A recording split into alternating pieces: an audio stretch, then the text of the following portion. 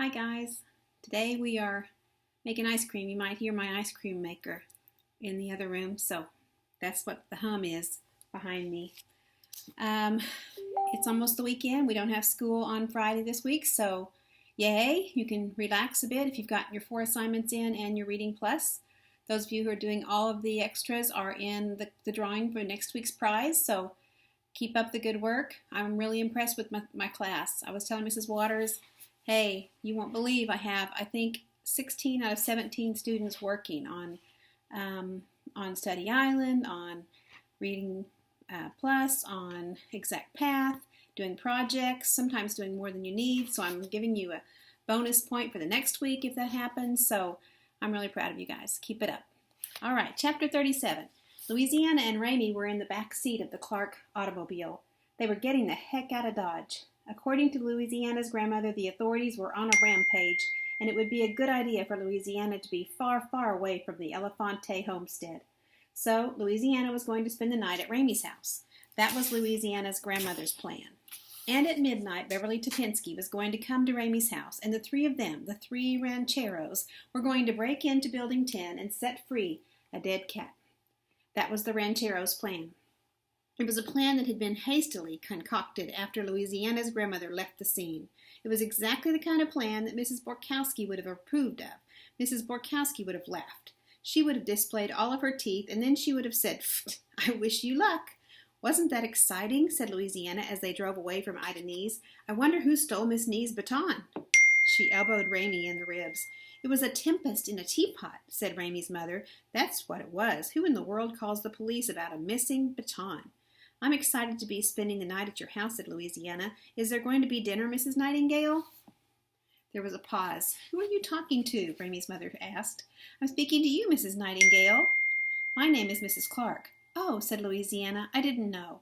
I thought that you had the same last name as Raymie."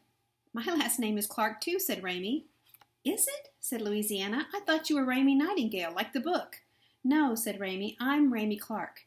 Where did Louisiana get such strange ideas? And what would it be like to be Raymie Nightingale?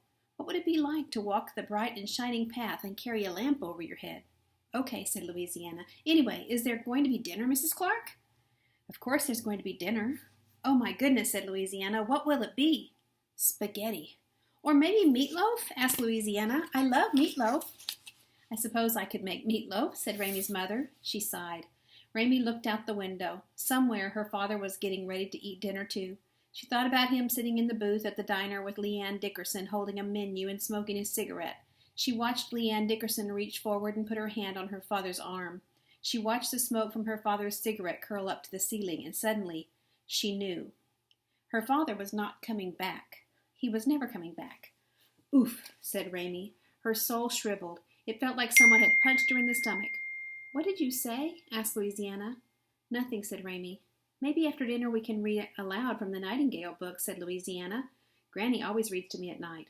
"Sure," said Raymie. At dinner, Ramie's mother watched in astonishment as Louisiana consumed 4 entire pieces of meatloaf and all her green beans. The 3 of them sat at the dining room table underneath the small chandelier. Louisiana said, "We have a chandelier too, but right now we can't light it up because of the electricity issue. It's nice to have some light. Also, I like this table. This is a very big table." "Yes," said Ramie's mother, "it is." "You could fit a lot of people around this table," said Louisiana. "I suppose so," said Ramie's mother. And then they were all silent. Raymie could hear the sunburst clock in the kitchen ticking slowly, methodically. "Your mother is a very good cook," said Louisiana when dinner was over and they were in Ramie's room with the door closed. "But she doesn't talk very much, does she?" "No," said Raymie, "I guess not." She stared up at the light on the ceiling. A moth was fluttering around it hopefully. "Did your father kiss you goodnight when he lived here?" asked Louisiana. "Sometimes," said Raymie. She didn't want to think about her father any more. She didn't want to remember him bending over and kissing her forehead or putting his hand on her shoulder. She didn't want to remember him smiling at her. "Granny always kisses me goodnight," said Louisiana, "and then she gives me kisses from the absent ones. That's my mother and my father and my grandfather. I get 4 kisses." Louisiana sighed. She looked out the window. "There's no one to kiss you goodnight in the county home. At least that's what I hear. Do you want to read aloud from the Florence Nightingale book now?" "Okay," said Raymie. "I'll go first," said Louisiana. She picked up the book and opened it to the middle and read a single sentence. Florence was lonely, and then she shut the book and opened it again and read a line from page 3. Florence wanted to help, and then she slammed the book shut. "Shouldn't you start from the beginning?" asked Raymie. "Why?" said Louisiana. "This way is so much more interesting." She opened the book again. She read the line, "Florence held up the lamp." Outside Raymie's window, the world was dark. "When you read a book this way," said Louisiana, "you never know what's going to happen next. It keeps you on your toes." That's what Granny says, and it's important to be on your toes because you just never know what might happen next in this world. Chapter 38. Raymie woke up. The hands on the baby bin glowed cheerily in the dark. They said it was 1:14. It was past midnight, and Beverly Topinski had not shown up. That meant that they were not going to sneak out of the house and break into Building 10 and steal Archie, who wasn't even there.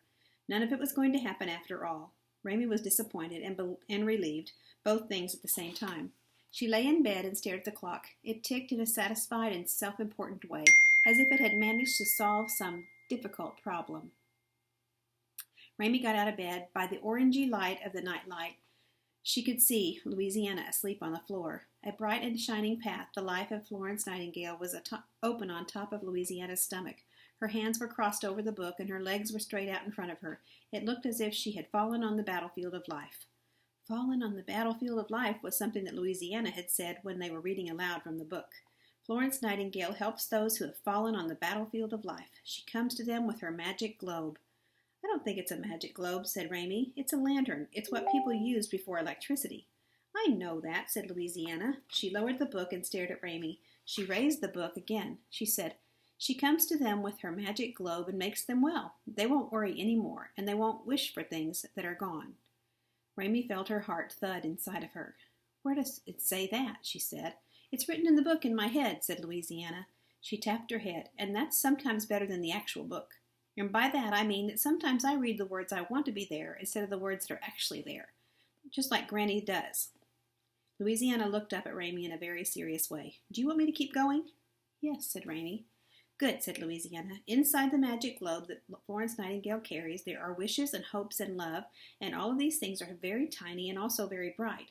And there are thousands of wishes and hopes and love things, and they move around in the magic globe, and that's what Florence uses to see by. That is how she sees soldiers who have fallen on the battlefield of life.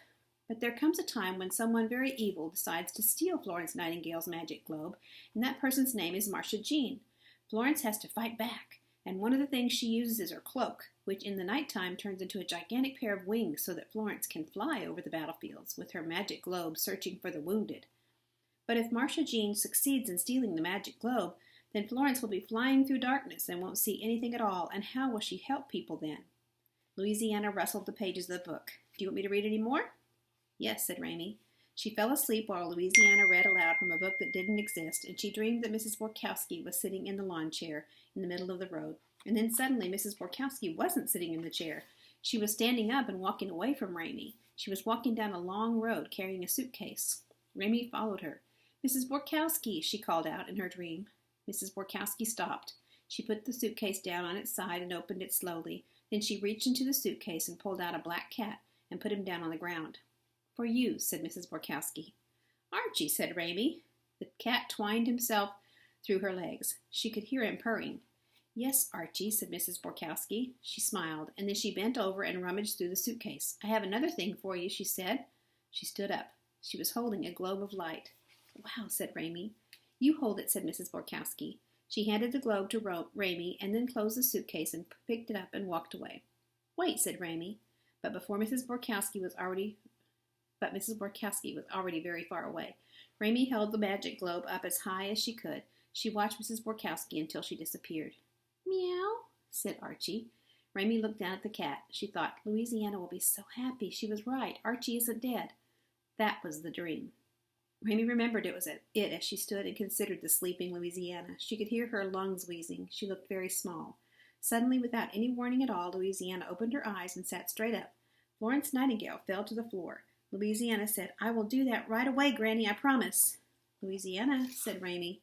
Louisiana blinked. "Hello?" she said. "Hi," said Raymie. "Beverly didn't show up." "We have to go anyway," said Louisiana. She blinked again. She looked around the room. "We have to go and rescue him." "We can't do it without Beverly," said Raymie. "We don't know how to pick locks." All of Louisiana's bunny barrettes had migrated to one place on her head. They had formed a gigantic clump. Something about the clump of bunny barrettes seemed sad. "We will just have to try," said Louisiana. There was a sudden flash of light from outside. Raymie had the ridiculous thought that Florence Nightingale had arrived, carrying her great magical globe. But it was not Florence, it was Beverly Topinski. She was standing at the window. She was holding a flashlight up under her chin so that her face looked like a jack-o'-lantern. She was smiling. So you know what they're going to do. They're going to go break into the Very Friendly Animal Hospital to try to get Archie back. Let's find out how that happens next week. Bye.